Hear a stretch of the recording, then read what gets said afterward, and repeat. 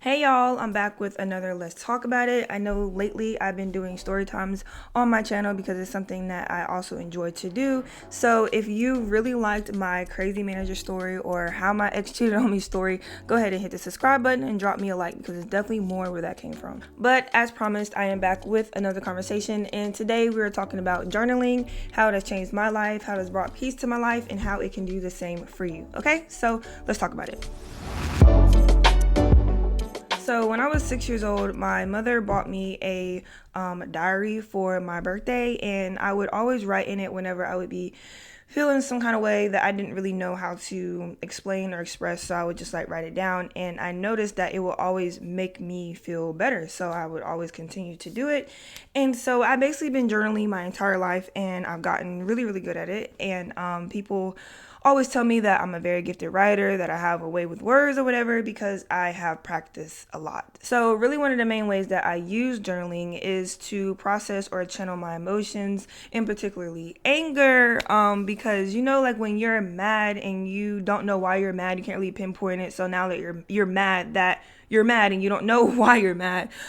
Me personally, like when I just like angrily write, just write it all out, even though if I don't really know exactly what it is, it does make me feel a lot better because I can actually see it, it's tangible, and it just helps kind of process through that journey or battle that you might have when you're angry. So even though you might not be able to explain why you are upset about something or feeling a certain kind of emotions with vocal words, written words can actually explain it perfectly, and here's why. A lot of the times the words that you say may not accurately represent how you feel, and so that's where you get that mad on top of mad type feeling, because the way you articulate your thoughts and the way you process your feelings, the process of that coming from in here and out of your mouth is like a game of telephone. And so because your words may not accurately be representing what you feel, a lot of people can be like, well, I don't know how I feel, and a lot of times that is not true.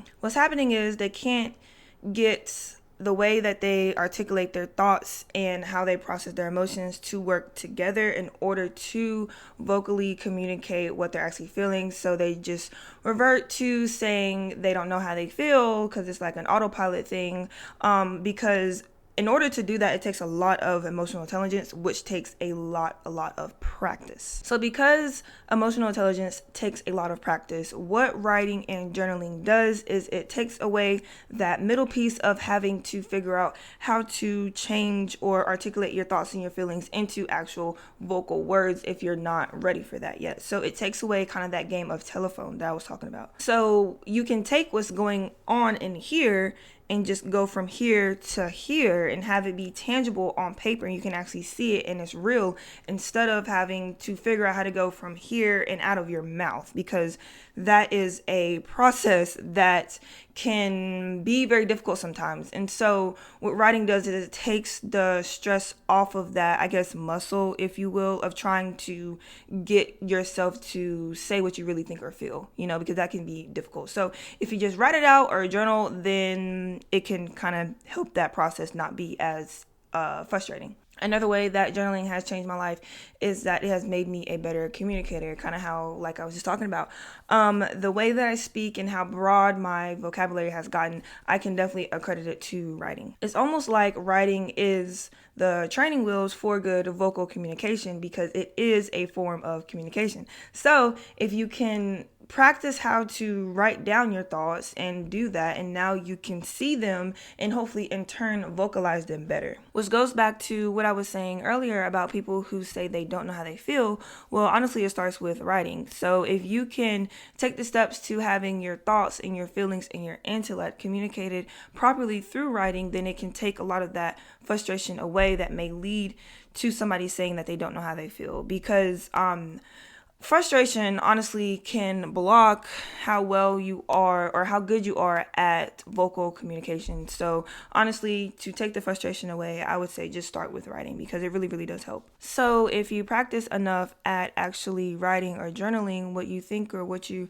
may feel or really just anything, then honestly it just kind of has like a domino effect, because then you can see and like map out what is actually going on in your head, and hopefully it can lead to you being a better vocal communicator. So the last thing I want to say about how journaling has helped me and changed my life is that it has brought me a lot of peace. So I know that most of this video I've been talking about how it helps me organize my thoughts or the clutter that goes on in my brain, but that's really not all I use it for, honestly. Sometimes I will really just write for fun. Like, I'll just write stories, or I'll be, I don't know, if you people watch, just write what you see. I don't know, just anything that can take your mind away from your current situation or whatever it might be, I guess, kind of stressing you out.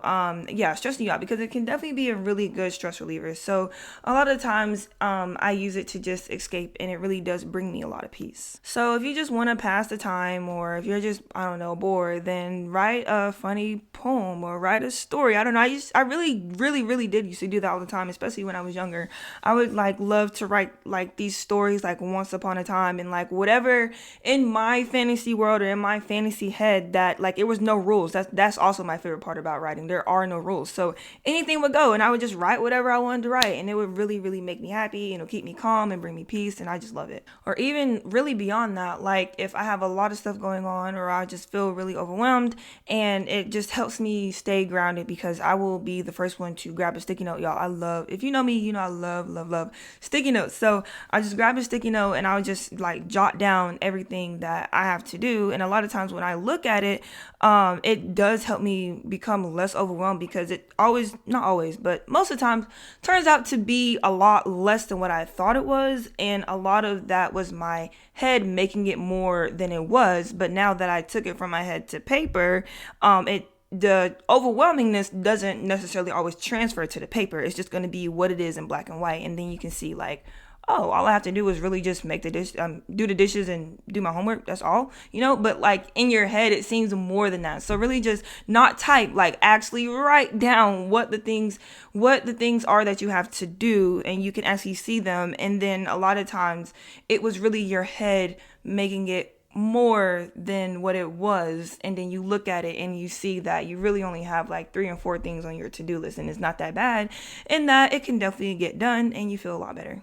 So I know I haven't really touched on how writing can make you successful, or how if you write down your goals, you'll be more likely to reach them, and dream boards and vision boards and stuff like that. And here's why. Not that any of that stuff is bad, but it led me more into a rabbit hole than it did change my life. So if you're the kind of person to write down their goals or whatever, there's nothing wrong with that. But for me, I subconsciously convinced myself that if I did not write or journal every single day, then I would not be successful or not reach my goal or what have you. So for a long time, I had a mind block, if you will, with writing, because I held myself up to such a high standard and wanting myself to write every single day or else. So I just stopped. I literally stopped for a while, because y'all really don't understand. I used to write my prayers, my goals, every single detail of my life, this, that, everything. I had papers and notebooks and sticky notes, just everywhere. I was always writing. It was so much, but too much of a good thing can be a bad thing, and it became toxic for me.